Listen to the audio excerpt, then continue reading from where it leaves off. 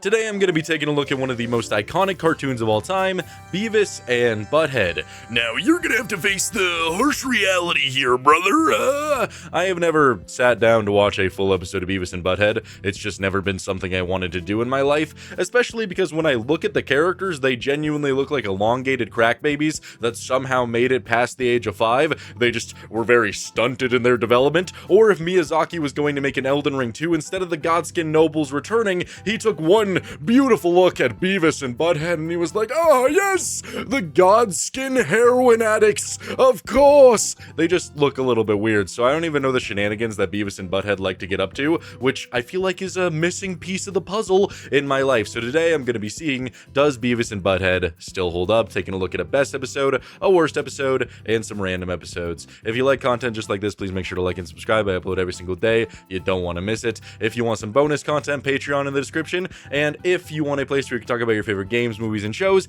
Discord also in the description. Now let's finally take a look at Beavis and Butt-Head.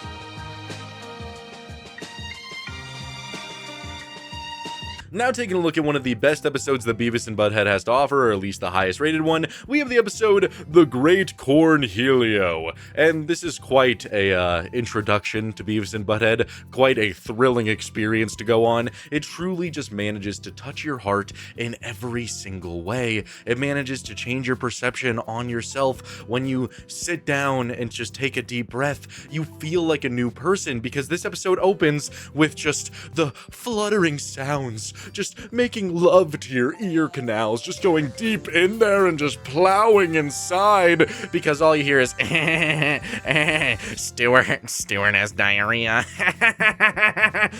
I've heard he's got diarrhea. Oh yeah. And they go to this guy named Stuart's house, and what a thrilling introduction to Beavis and Butt-Head and what they like. I can't even fathom a friend of mine having diarrhea, and I just so unbelievably want to go to his house just for an inkling, just for maybe even a little hint, just a little taste of hearing him release the thunder from down under, that turtle peeking out of the shell, wanting to escape, and it turns out to be a violent rainstorm that turtle might not survive. That is not something that I, seek in my day-to-day life. But here you got Beavis and Butt-Head knocking on the door like, Stuart. Diarrhea. How sick is he? Excrement leaving his asshole.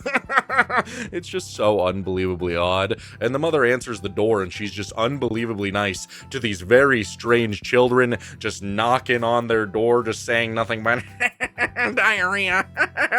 I would hit them over the head with a clothing iron. I wouldn't be able to contain myself. There's just no way. Or I would stare at their feeble-looking bodies, grab their giant crab-like heads, pick them up, and just toss them into a fucking wall, or just start bashing them into it. I don't know. Something would overtake me. All of a sudden, I would be reaching for 6 beers the second they started speaking, and I would have to kill him. I couldn't imagine it being the middle of the morning. All I've been listening to is my son in the bathroom going like, ah, because he's not surviving his sickness, his illness. And then there's these 2 shitheads going diarrhea. Who would possibly be able to contain themselves? And I'm not even complaining here. I do think it's entertaining. I'm just putting a real life spin onto this. These children, they would get a good fist to the face. That's for sure. So they even get invited in, which is so unbelievably weird. Like, why would you just invite these children in? Like, even if they're just friends, like, they're literally just sitting at your door, just grins on their face, like, diarrhea. Like, wouldn't you be scared that they might, like, try to attack your son and just, like, hold out a jar to try and just get a little bit of that excrement? Like, that's the vibe they're giving. But either way, she sits them at the table, offers them burritos, and they start going, he probably has to get a thermometer stuck inside of his ass. Oh, and then they're gonna put it in his mouth. Like, what are you guys talking about? Why? Like, what is the desire here with the assholes? I don't get it. They just are so infatuated by the inner tubes of the ass. And they don't even like the breakfast burritos that they eat. They take one bite, realize it has eggs. Ugh! What the hell is this crap? This isn't a burrito. So they just start raiding this woman's pantry. And again, like, you just need to at this point, murder the children. Just set the house ablaze. What are they doing? Diarrhea plus stealing all of your hard-earned groceries? Groceries are expensive. So that happens, and Beavis, he finds an entire cabinet full of candy and whatnot, and just starts going, just eating a whole lot of it. And I don't really like his eating noises. Something about it just feels wrong to me. I feel like I'm having like 6 raccoons all slurping up a tuna dinner inside of my ear, and just something about it is a little bit off-putting. So we then cut to this entire sequence where Beavis and Butt-Head are watching this thrilling music video, which I guess Beavis and Butt-Head did air on MTV, didn't it? So that's probably why they do this, but I don't really know what the, perk of having Beavis and Butt-Head review your music. I mean, it's kind of funny, but why would you want them to do this? Because a band comes on, I'm sorry, I don't know their name, I wasn't really paying attention to the music, I was more paying attention to Beavis and Butt-Head being like, oh, these guys are called the stink bugs because they like having bugs crawl inside of their asses. And then they start just saying something that, you never think about, something that could truly, change the way you feel about digestion. What if the turd can't see in the dark inside of your body? How's it gonna escape? It needs help. It needs help. You gotta help it. So they start talking about that for a very long time while talking about the music, mainly just highlighting how could a turd possibly escape without the lights on? It must be a harrowing journey to go through that long and big intestine to find its way out of your luscious, beautiful asshole, but it manages to do that, so we just gotta be happy about it, I guess. That was fun nonetheless. So, we then cut to the episode continuing and following up on the storyline with Beavis eating all that candy. And I didn't even know what to think here. I thought he was gonna keel over and have a seizure or a heart attack or something and die because he's just sitting in his chair going like it's genuinely what I imagine Dan Schneider was doing anytime he forced a little 13-year-old to take their shoes off for a set. Yes, Ariana Grande, please spray this ketchup with your feet all over the place, please. I just can't take it. That's basically what Beavis was hitting here, the good old Dan Schneider shake. That's the vibe that I was getting. So, Beavis decides the right thing to do is to stand up and put his shirt over his head and start going, I am Cornholio. I need TP for my bunghole. Beavis, please sit down. Are you threatening me? I am Cornholio. And again, I don't understand why nobody in this class just is sick of this shit. I had plenty of interactions throughout my school years where somebody was acting a little bit weird and, they didn't want to do that anymore because of people's reactions. I guess Beavis and Butt-Head are just on the path of being yourself. But one time in elementary school, I walked into the bathroom and there was this kid smooching himself in the bathroom mirror, having a passionate makeout sesh with himself in the mirror. And all of a sudden, that kid was an outcast. Because why are you kissing yourself? And then another time, like similar to stuff like this, where kids just want to do whatever they want, this kid just chucks a basketball at the teacher's head and starts just running off school property all the way home. What are these shenanigans?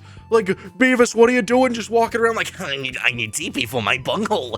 Oh, please. And it's so odd, and all the teachers are so confused. Everybody's so confused. And there's just one major scene that I have to highlight above everything else, where it cuts to Spanish class, and Beavis had to be so knowing of what he was doing here because of the noises he's making. Who willingly decides this? Where, oh yes, ¿Dónde está el cocodrilo? Teaching some good old-fashioned Spanish, es en el agua, just all that good stuff, and then you just hear from afar, agua, agua, agua, agua, agua, and then all of a sudden there's this shit-eating grin child with a shirt over his head going, agua, I need TP for my bunghole, I am Cornholio. It's so odd. He willingly was marching towards Spanish class and had to just continuously say agua, agua, agua to get their attention. That's so unbelievably odd, but it was kind of funny, man. It was just so weird. Man. He even decides to go in the woman's restroom, which was, very not good. You know, if Beavis was aspiring to be just like Dan Schneider, he's on the come up here. He really is. He's working real hard to be like Dan Schneider. He's in the woman's bathroom. He eventually does get caught, and he gets sent to the principal's office. But before that, we do get another scene where they're just talking about a song, and I will say, I'm not going to highlight these scenes too much because I don't know about copyright with these songs playing in the background, so I'm not really going to show them to you, but they are entertaining. There's just something about these two 13-year-olds that talk about the most, you know, yep, the weirdest stuff, the weirdest stuff. Well, they're watching a music video, like they're just singing the song at one point, and then they're like, and whip it real good, and whip it. I make the song so much better, don't I? You know, just something about listening to that kind of dialogue while listening to an actual decent song is just a harrowing experience, to say the least, that I actually find quite enjoyable. So we then cut back to Beavis. He's in the principal's office, and I love his interaction with the principal because the principal genuinely is probably like Lizzo on her first shot of Ozempic, just shaking violently while he's like super angry. Like, I guess they were trying to establish how angry he was, and they made him shake. So again, I thought another character was about to have a heart attack. They just really all seem like they have that vibe. And I don't know, I feel like the principal, you know, he's the type of guy that's clearly going through a major divorce. His child has punched him violently in the nutsack and said, "I don't love you anymore, Dada," because he just gave in so fast to Beavis. Beavis is literally just sitting there munching on candy, and he's like, "I'm Cornholio. I'm sorry. I'm so sorry." And the principal's like, "Sorry? You're sorry? I forgive you, my dear boy. Now go free. You do not need a punishment." And Beavis gets off scot-free and starts going around being Cornholio again. And overall, this was a pretty decent experience. I can't really complain about anything in this episode. It was a lot of fun.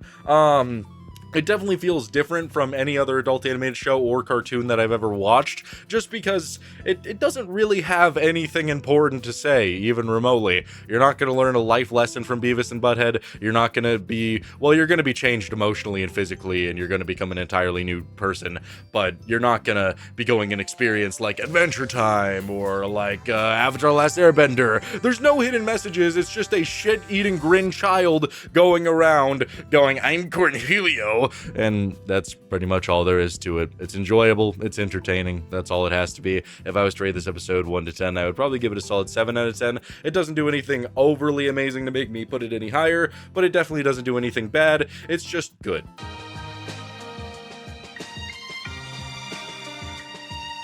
Now, taking a look at the worst episode in the series, the lowest rated episode, we have the episode Beware of the Butt. And honestly, in terms of quality, compared to the best episode in the series, there's not much of a difference. I feel like almost every single episode is going to be the exact same thing over and over again. It's just Beavis and Butt-Head getting into shenanigans like, oh, tampon! Sure, I'll share my mother's scarf, but my mother's tampon?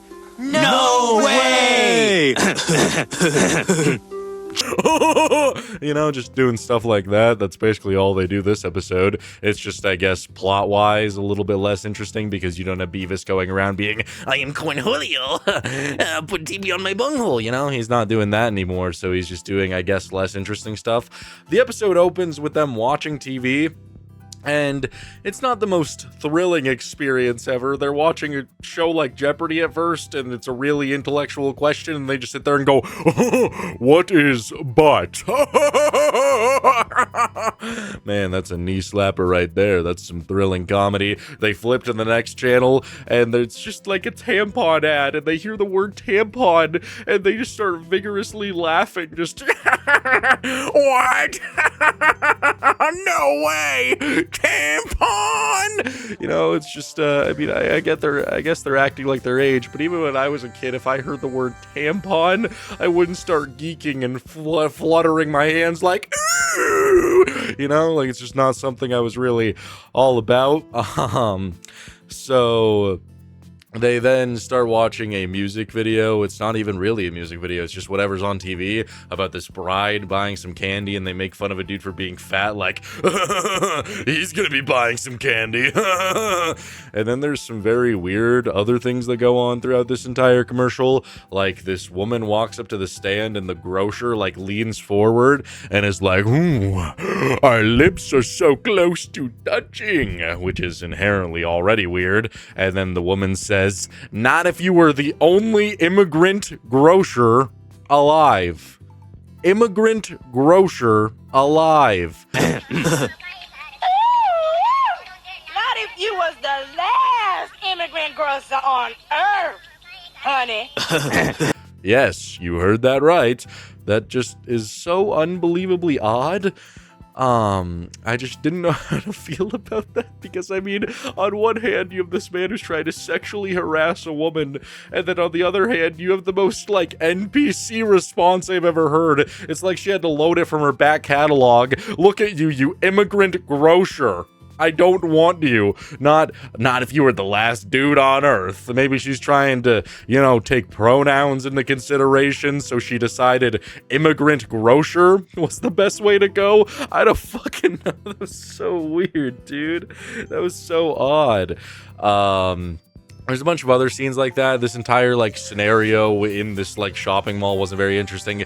Beavis and Butt-Head gets sick of it pretty gosh dang quickly, so they start talking about grunge chicks, because they switch to a song where grunge chicks are playing, and they either say, hey Butthead, what if we were gay? What if we were homosexuals? I can't tell, because, there's really loud music playing, and then I just hear a faint. They either say, what if we were gay, or what if we were dead? I'm gonna lean more to the dead part, because I don't think these guys are thinking about pounding each other. At least I don't think they would be, but maybe they are. I don't know what Beavis and Butt-Head get up to behind closed doors.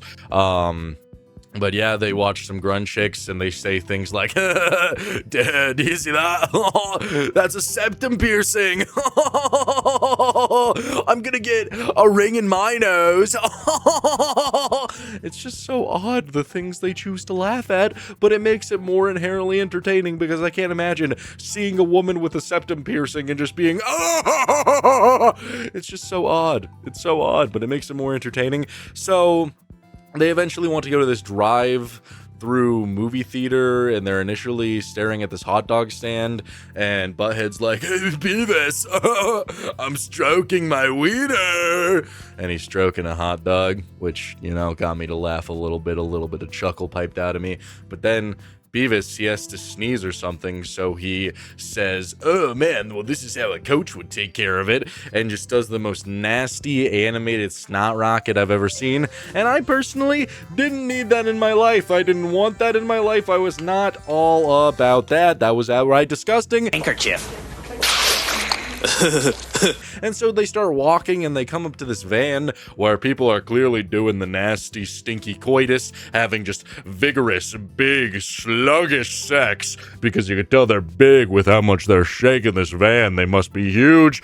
And I don't know, there's something just so inherently wonderful, inherently beautiful about a Beavis and Butt-Head ass review while they're watching two people get down and dirty. They're staring at a woman's booty, being dirty violators, and they're talking about how disgusting it is, how big it is, how it could perhaps crush you. Oh dear, nobody wants that. The woman overhears this and says that they are going to die, so they run away. And then we get probably the most accurate male teenager experience growing up, where they're watching this movie at the drive-in. They're sitting there, they're listening to it, and the woman on the screen is like, "Ew, how are all my friends dead? I just don't get it. They've all been stabbed to death. Well, I mean, there's really only one thing that I can do. I gotta get naked and get in the shower." And Beavis and Butt-Head just are collectively like, "Yes, dude! Yes!" To me, I know, I'll take a shower. Yes! And that's when the big meaty woman shows back up and starts chasing them and like takes their pants off, which was kind of weird, and hangs them to a post so that their butts can be shown to the world, and they just start talking about each other's asses. And the end of the episode was just kind of boring. I don't know. They just make fun of more bands for a while. That's just kind of it. And the episode for Beavis and Butt pretty much ends when they're sitting on that sign with their asses out, talking about like, your ass looks like baloney. This episode was definitely worse than the Cornholio episode. Like, if I was to rate it 1 to 10, I would probably give it a 6 out of 10. But what am I really here for? Am I going to Beavis and Butt-Head for the substance, for the flavor, for the life-changing concepts? No, not really. I'm just going to hear these shitheads talk because it's all they're good for. So 6 out of 10. It would probably be a 7 if Beavis didn't do that absurdly awful snot rocket. So overall, a decent experience. I can't complain.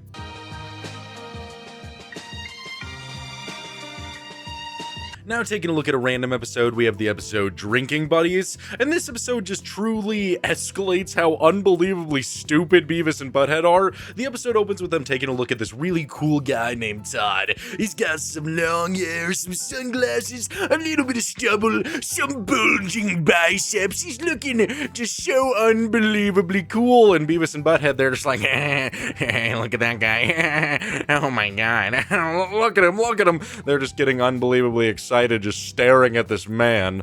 Just they really want to be like him, and the man obviously notices these two elongated crystal meth babies taking a look at them with their big old foreheads looking like Jimmy Neutron but without any brain cells, and he decides that he's going to start beating the ever-living shit out of them. He initially grabs Beavis and starts just railing in on him, just laying in those fists, and Butthead's reaction is just so unbelievably stupid.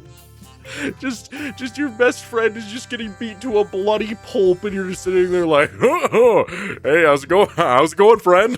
How's it going, friend? And then they both end up getting beat to a bloody pulp, obviously. Hey, how's it going? And Todd tells them to never talk to him ever again, or he is going to beat them once again.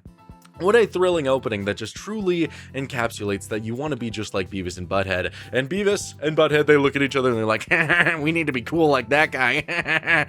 So they decide to follow him. After they, were specifically told what would happen if they do. I guess they don't care very much about that. So, they follow him all the way to this house party, and they literally just sit there staring through the window for 6 hours until Todd decides to come back out. And by the time he comes back out, he is just wasted, drunk to oblivion, and he just lays on the porch. And so they just start having some wondrous, thrilling conversations with him, like, So, we're like totally your best friends now, like we're like in your gang now. As Todd is just delusioned and confused as why these two little boys are talking to him. He doesn't remember who they are at this point, and they start asking some of the most important questions in life. How do we get girls to do it? And Todd basically gives the same answer every single time. You gotta find the girl, and then you gotta like, whoa, and then that's how you're done, brother. And then, woo, all right, and then you got her, man. Yeah. See, that's what I've been telling you, Butthead. Some really good advice there. That's pretty much what he gives to them every single time, and they have the same dynamic of Beavis saying, so like, you see, Butthead, I was always right. You gotta basically take the girl like she's a bike and ride her all the way in. And Butthead's like, no, that's not what he meant at all, man. And the tensions are beginning to rise as the episode continues. They ask another question like how to get beer, and he basically gives the same answer. You gotta go to this place, and then, woo! And yeah, they take that advice wholeheartedly. Beavis says that he knew it all along. This is exactly how you do that. And then that is when Butthead can't take it anymore. He stands up and just starts beating Beavis. And that's pretty much it. The thrilling combat. Todd wakes up, throws them to the ground, says never to talk to them again. And that was 7 minutes of my life. Would I take it back? No, I wouldn't. And then the final segment of the episode actually was pissing me off a little bit because it was Weezer and they're playing Buddy Holly. Ooh, I look just like Buddy Holly. You know, I was enjoying myself trying to listen to some tunes, and I was hoping that they would say something interesting about the song, but the entire time they're like, Daniel's son, Karate Kid. I was like, come on, guys. Come on. You guys were saying good things about other songs. I like Buddy Holly. Talk about Buddy Holly. Please talk about it. Please. But they really didn't. They just sat there going for 2 minutes. So overall, you know, not my favorite episode, but it wasn't too shabby. I mean, it was entertaining nonetheless, and sometimes that's all it needs to be. I guess I'm just holding it in a negative regard because they didn't talk good shit about Buddy Holly. So yeah, I'm not really gonna hold that against the episode. If I was to rate it 1 to 10, I would probably give it a solid 6 out of 10. Pretty decent, nothing too special, nothing bad, just decent.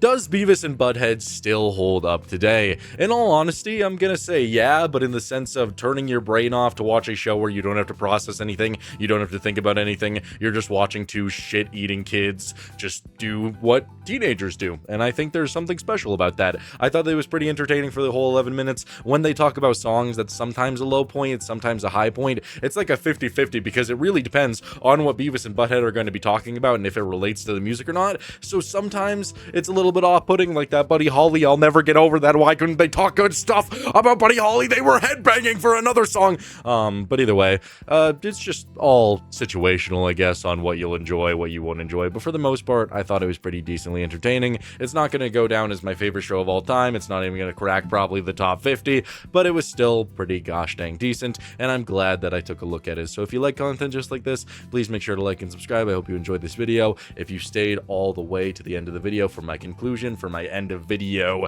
chat, I really appreciate you. It means the world to me. I got daily content on the way. I'm going to be doing a video on Does Cars 2 Deserve the Hate? I'm going to be ranking every SpongeBob episode. I'm going to be making a requested video on Hanasuki Full of Treasures or something. I'm going to be doing some cosplays at 50k. We're going to have that Pops cosplay. We are so unbelievably close. So lots of good stuff on the horizon. Daily content. You know how it is. I appreciate you guys. I'll see you in the next one. Bye.